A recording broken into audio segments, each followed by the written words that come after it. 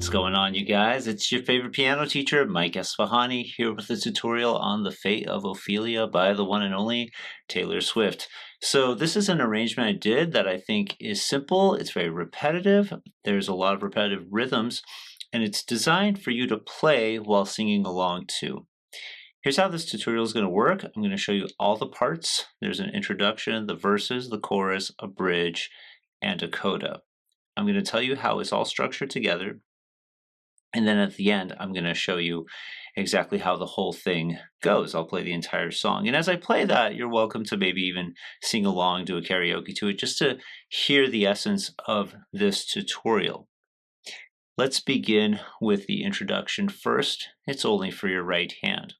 It has 5 measures in the phrase. So its measures are as follows. I'm going to actually show you that first.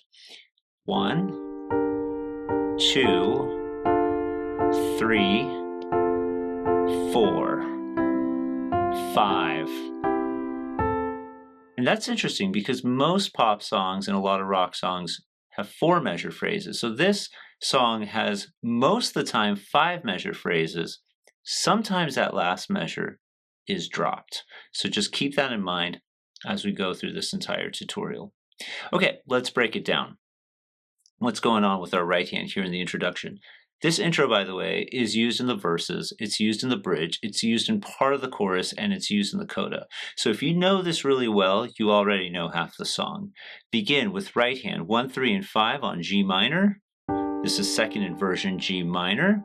You're going to play it 3 times. And then with 1, 2, and 4, D minor.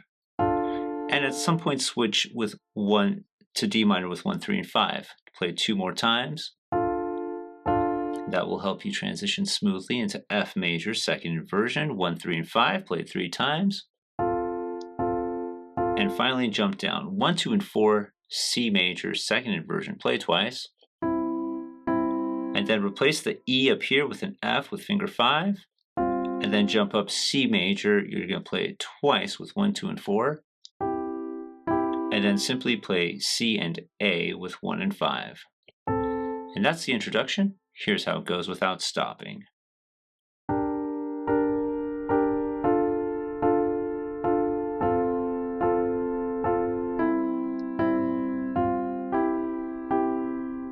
And it's right into the first verse. So let's break down the verse. Like I mentioned, first we're going to have a phrase, or not first, but there's often a phrase of 5, and sometimes there's a phrase of 4. Let me give you the entire verse to kind of explain what I mean. Here's the verse to start. 3rd measure here, 4th measure, 5th measure. It repeats 1st measure of the phrase, 2nd, 3rd measure, 4th measure, 5th measure, and then it kind of repeats again, except now the phrases are only 4 measures, 4th measure, and then just repeat. 3rd measure of the phrase into the 4th measure. So how does that verse go? Let's talk about the left hand first. Finger 1 is going to play G, you'll play 3 times. 4 is on D, you'll play that 3 times.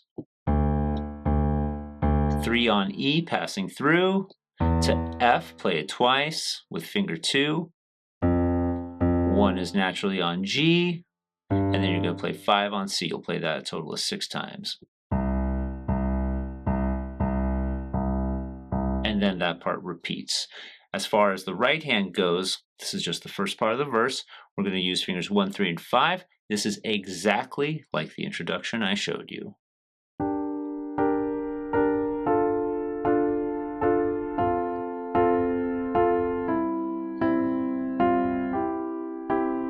And then, of course, it repeats. So, first part of the verse, both hands. Here we go. This is the 5 measure phrase.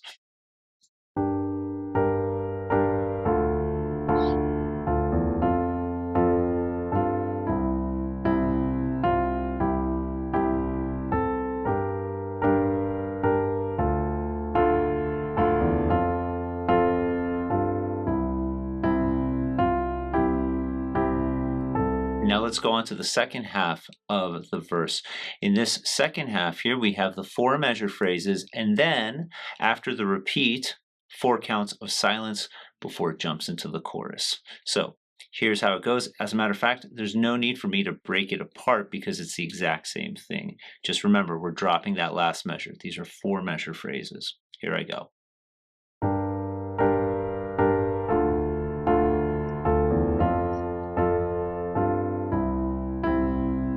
And I repeat right there.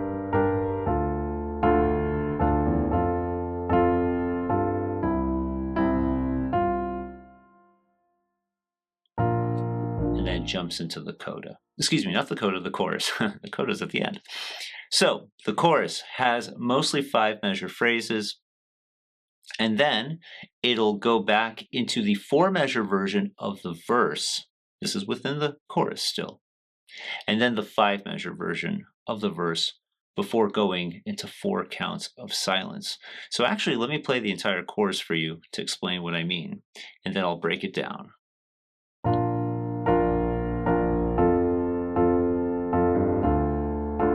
We're in a 4th measure and a 5th measure. Repeat that part.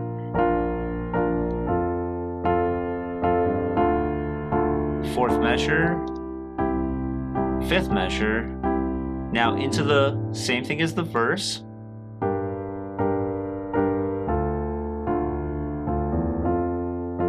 Except it's only 4 measures here. And then repeats. But this is going to be the 5 measure version.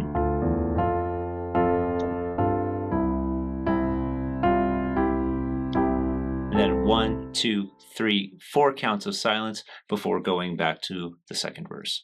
Or before going to the second verse. I say back because it's going to be the exact same thing. So let's break down the chorus.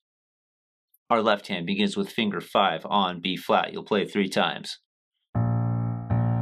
Finger 2 on F, you'll play it 3 times.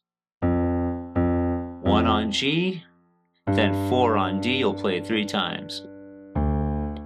Then 5 on C, you'll play it 5 times. Before going 2 to G, 1 on A, and then it repeats itself.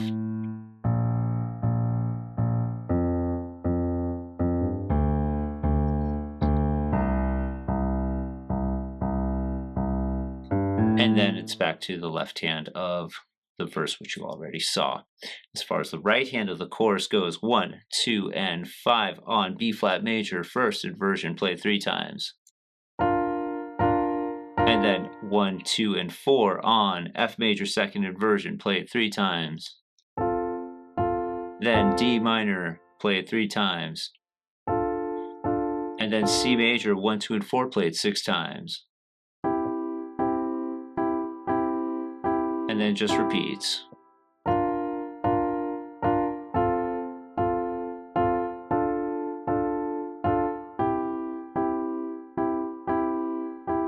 And then as part of the chorus, it just basically grabs the same idea from the verses. So here's the entire chorus, including the 4 counts of silence at the end, and I'm going to go back into the verse.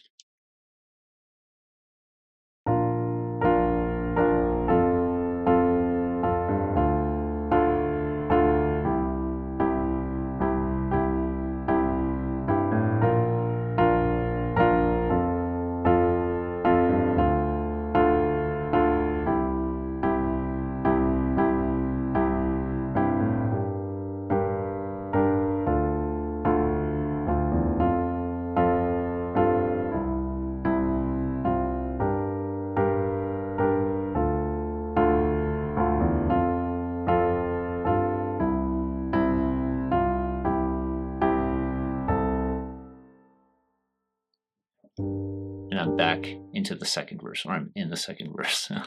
Anyways, after you play that second verse, you're going to do it exactly as I showed you. Then you're going to do the chorus again, exactly as I showed you. Except now, instead of doing those 4 counts of silence at the end of the chorus, you're going to lead straight into the bridge. So here's what it's going to sound like. This is the end of the chorus here. We're going and right into the bridge. How does the bridge go? Well, it's the same thing as the introduction. It's that same chord progression. You know it, this time in first in a phrase of 4 measures, then in a phrase of 5 measures, and then with the 4 counts of silence. Let me show you that bridge.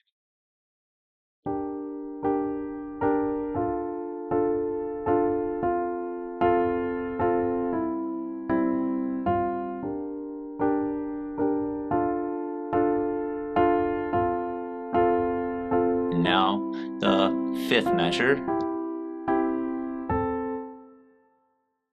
and it's right back to the chorus. So, forgot to mention there's no left hand in the bridge, so that's kind of nice too. So you went right back to the chorus, you played through exactly as I showed you, minus the 4 counts of silence, and that's going to lead into the coda. So here's that ending of the chorus one more time, leading into the coda. And I'm in the coda.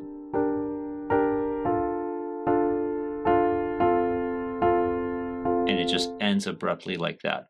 Let's run through that coda real quick, just because there's no left hand, it's the right hand. It's already what you know from the intro, the verse, this chord progression you've seen. G minor second inversion, D minor, and F major second inversion. And that's the whole song. So there you have it. I hope you're able to follow along, but now I'm going to play the whole thing for you, and that should show you the structure. Before I do that, I just want to give a shout out to our sponsor, Maestro Mentorship. Maestro Mentorship is my mentorship program where I help music teachers find more higher paying students. If you're an amazing music teacher, you deserve to be in demand. At Maestro Mentorship, we make that happen. Thank you guys so much. It's your favorite piano teacher, signing off.